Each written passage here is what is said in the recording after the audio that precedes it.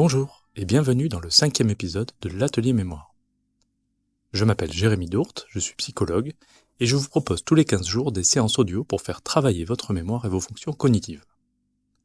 Avant de commencer, je vous conseille de prendre une feuille et un stylo et si possible, de vous installer dans un endroit calme.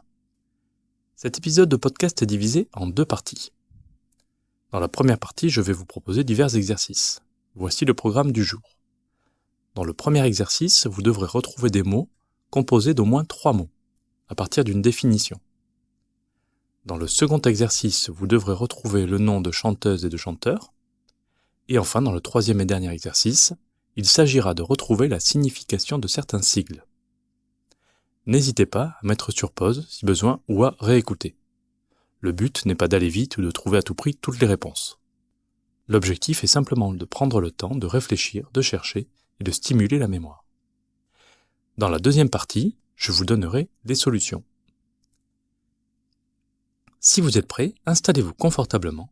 Nous sommes ensemble pour une quinzaine de minutes.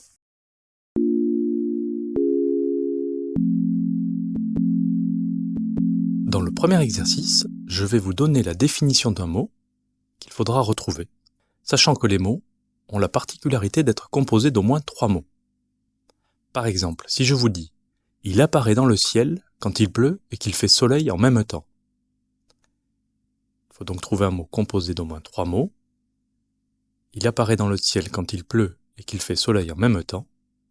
La réponse est arc-en-ciel. Il y aura ainsi 10 mots à trouver.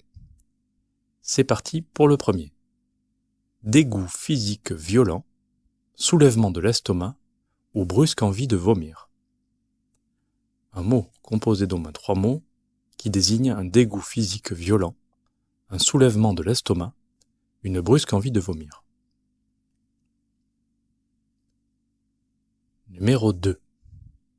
Un mot composé d'au moins 3 mots qui désigne un outil métallique recourbé permettant de faire bras de levier. Outil métallique recourbé permettant de faire bras de levier. Je vous donne un petit indice, il contient le nom d'un animal. Mot numéro 3. Se dit d'une personne qui raille, qui plaisante, tout en restant froide et impassible. Une personne qui raille, qui plaisante, en restant froide et impassible. Mot numéro 4, c'est le synonyme d'une impasse pour une rue. Synonyme du mot impasse. Numéro 5, faire trébucher quelqu'un en plaçant le pied sur son chemin. C'est un synonyme de croche-pied. Un mot qui désigne le fait de faire trébucher quelqu'un en plaçant le pied sur son chemin, qui est un synonyme de croche-pied. Mot numéro 6. Désigne une personne enthousiaste, gaie, qui cherche à amuser les autres, à mettre l'ambiance.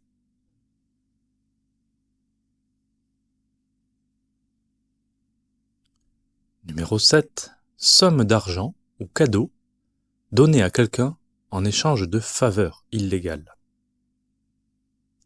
Somme d'argent, cadeau donné illégalement à quelqu'un en échange de faveurs.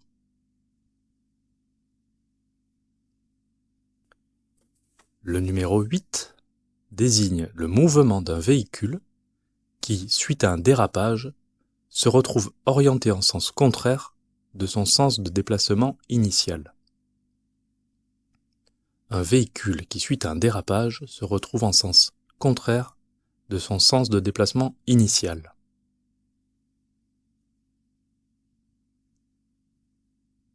Numéro 9, une brosse sphérique au bout d'un long manche qui sert à nettoyer les parties peu accessibles d'un lieu.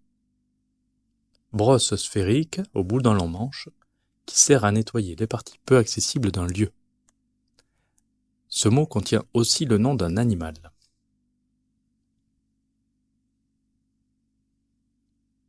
Et enfin, dernier mot, déformation de la bouche qui consiste à avoir la lèvre supérieure fendue.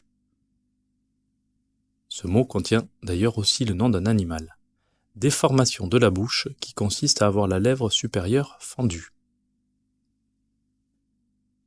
Et voilà pour ce premier exercice. On passe à la suite.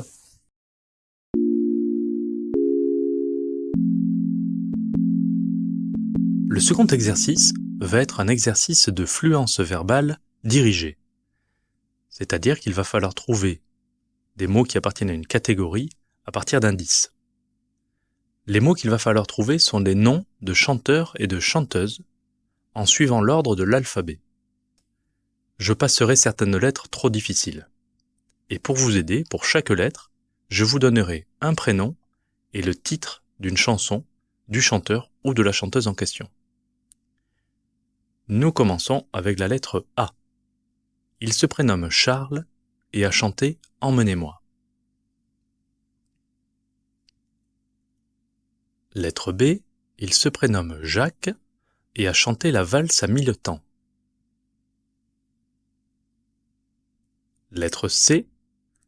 Son prénom est Francis et il a chanté Petite Marie. Lettre D.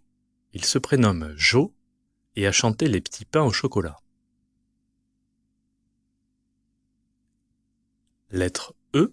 Il se prénomme Stéphane et a chanté Déjeuner en paix. Lettre F. Elle se prénomme Mylène et a chanté Sans contrefaçon. Lettre G. Elle se prénomme France et a chanté Résiste. Lettre H. Elle se prénomme Françoise et a chanté Tous les garçons et les filles. Lettre I. Il se prénomme Roulio et a chanté Je n'ai pas changé. Lettre J. Il se prénomme Michel et a chanté La boîte de jazz.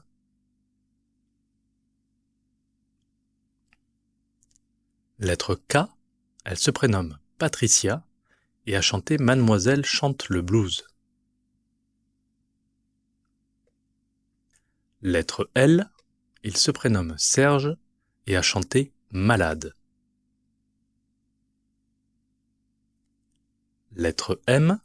Elle se prénomme Mireille et a chanté Mille colombes. Lettre N. Il se prénomme Claude et a chanté Toulouse.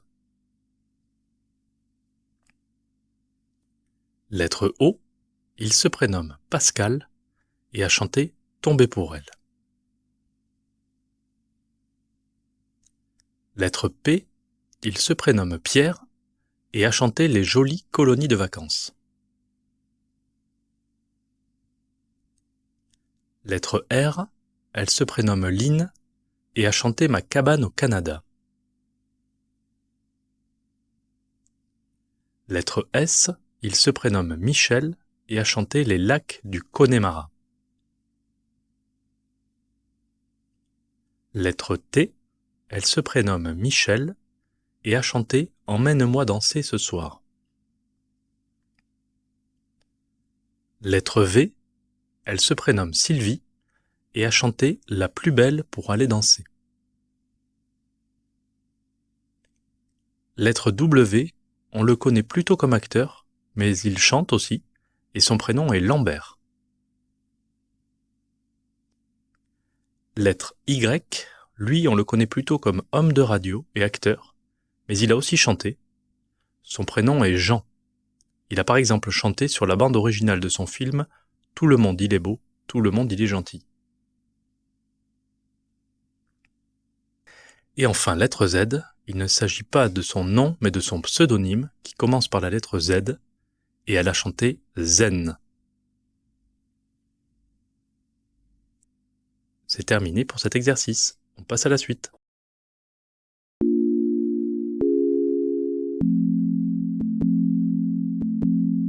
Pour terminer la séance du jour, je vous propose un exercice de mémoire sémantique. La mémoire sémantique, c'est l'ensemble des choses que l'on a appris et qui ne sont pas liées à nos expériences personnelles. C'est en quelque sorte la culture générale. Aujourd'hui, je vais vous proposer 10 sigles et acronymes que l'on emploie fréquemment. Et vous devrez retrouver quels mots se cachent derrière chaque lettre. Par exemple, SNCF veut dire Société nationale des chemins de fer. Vous verrez que certains vous reviendront facilement, mais que l'on en emploie d'autres en ayant parfois oublié les mots qu'ils recouvrent.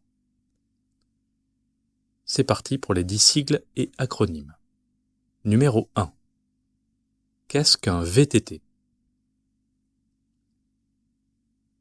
Un VTT. Numéro 2. C'est quoi la SPA ? La SPA. Numéro 3. Que désigne un OVNI ? Un OVNI.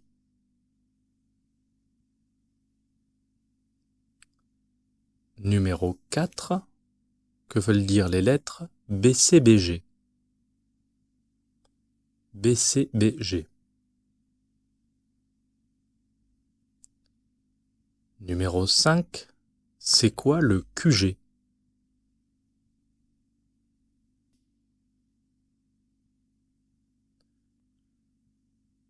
Numéro 6. Quel mot se cache derrière les lettres CRS ? Les CRS. Numéro 7. Que veulent dire les lettres du magazine VSD ? Quel mot se cache derrière les lettres du magazine VSD ? Numéro 8. Qu'est-ce que le QI ?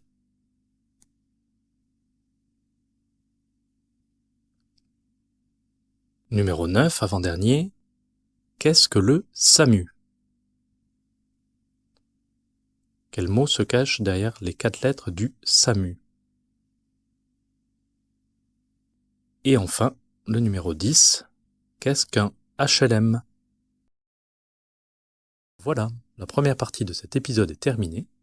Je vous retrouve dans la deuxième partie, qui sera consacrée aux solutions des différents exercices qui vous ont été proposés. À bientôt.